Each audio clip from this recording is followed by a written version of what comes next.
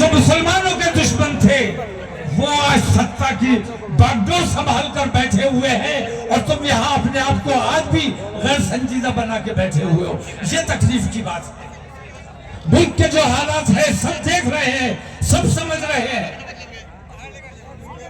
हमारी फौज ने कितना बड़ा कारनामा अंजाम दिया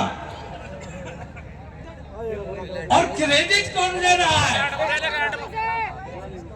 जिसके बुजुर्गों ने अंग्रेजों के तलुए चाटे, जो 60-60 रुपए माहवार का वजीफा लिया करते थे।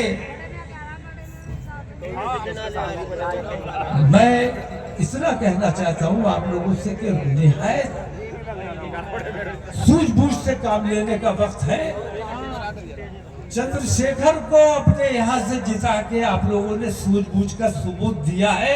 मैं आप लोगों को मुबारकबाद पेश करता हूँ और ये उम्मीद करता हूँ कि इसी सूझबूझ से आइंदा भी काम होता रहेगा। लेकिन ये जो तरीका भी इख्तियार किया गया था, बहुत संजीदगी की बात करने तमाम राव मुशर्रफ, इन्हें क्या जरूरत है? ये मारे फिर रहे, गली गली धूप नहीं देख रहे, बारिश नहीं देख रहे, पानी नहीं देख रहे।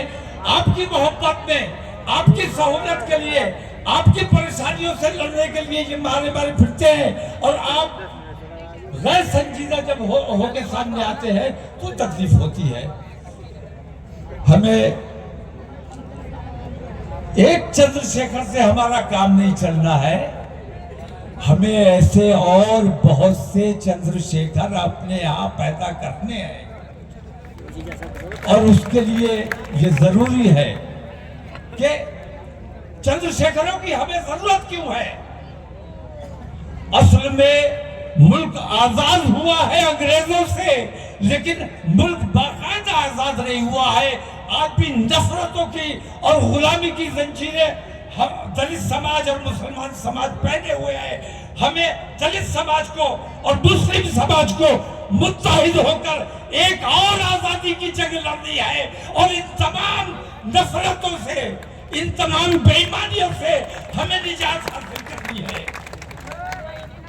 इसके लिए आप तमाम लोगों के, और ये जो पैगाम आप तक आ रहा है, ये जो पैगाम मैं बरेली से लेकर आया हूं, ये पैगाम आपके लिए नहीं है, ये आपके पास मेरी अमानत है।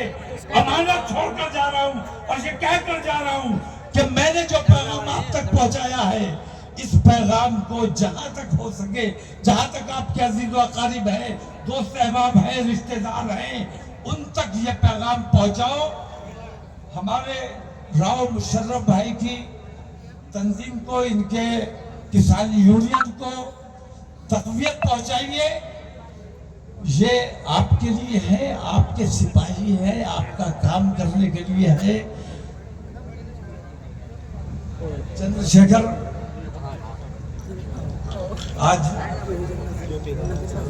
इनको देखकर, इनको समझकर मुझे बड़ी खुशी हुई है। इनको बहुत सी जगहों पे मैंने देखा, लेकिन आज उन तमाम पिछले प्रोग्रामों में भी कई में साथ रहे हैं। तो इस वक्त अभी कुर्बानी का वक्त आ गया है। कुर्बानी का वक्त करते हो कि नहीं करते हो? बकरीद आ गई, कुर्बानी करते हो? एक बात समझ लेना, आजकल मैं ये देख रहा हूं, कुछ लोग, कुछ मदरसे वाले वो हिस्से वाली कुर्बानी हम करवा देंगे 2000 में, 3000 में। अल्लाह ने आपके सुपुर्द जो काम किया है वो अपने हाथ से करना, किसी दूसरे के सुपुर्द कुछ पैसे देकर उस काम को किसी दूसरे के सुपुर्द मत करना। तो कुर्बानी का महीना है और मैं आपसे ये चाहता हूं कि कुर्बानी के जज्बे के साथ आज ये अहद कीजिए कि हमें अपने मुल्क से नफरतों को निकालना है, भाईचारा कायम करना है, प्यार मोहब्बत का पैगाम देना है, नफरतों को दूर भगाना है और हमें अपने मुल्क से ये सवाल भी करना है कि आतंकवादी आए 26 मार डाले, लेकिन आए कैसे? हुकूमत तुम्हारी थी, ताकत तुम्हारे पास थी, आए कैसे? और वो अगर आए छुपकर तो तुम मुजरिम, और अगर वो तुम्हें रिश्वत देकर आए तो तुम मुजरिम। दोनों सूरतों में मुजरिम तुम हो, मुजरिम वो नहीं है जो आए, क्योंकि वो तो दुश्मन है। मुजरिम वो है जिन्होंने उन्हें आने दिया, और आने के बाद इतना बड़ा हादसा करने के बाद जिन्होंने उन्हें जाने दिया, वो मुजरिम है। बताओ। अब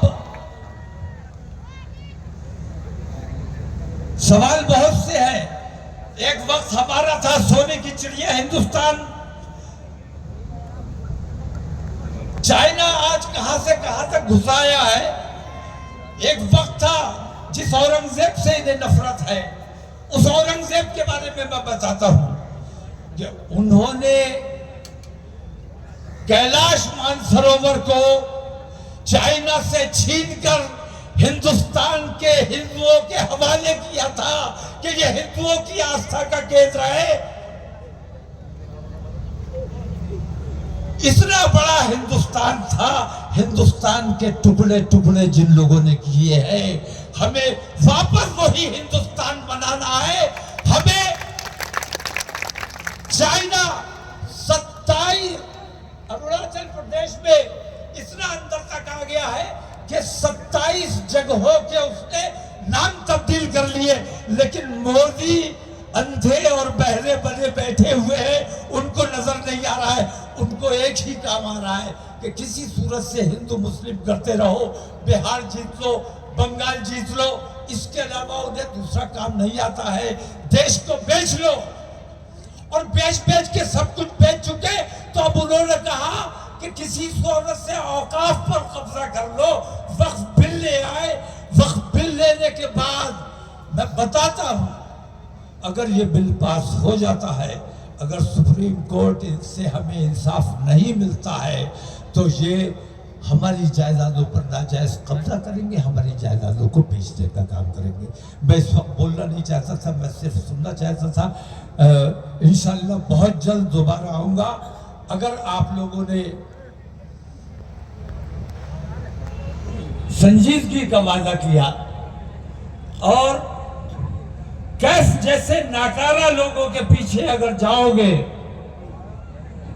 तो ये तुम्हारा अपना भी नुकसान है और ये तुम्हारे मुल्क का भी नुकसान है। कैफ से मैं बहुत उम्मीद करता था, लेकिन उसने आज जिस नालायकी का सबूत दिया है, उससे मैं बहुत दिल बर्दाश्त हूं, मुझे बहुत तकलीफ हुई है। उसकी इस नालायकी को माफ नहीं किया जा सकता। इंशाल्लाह बहुत जल्द आपके दरमियान दोबारा आएंगे। एक शेर,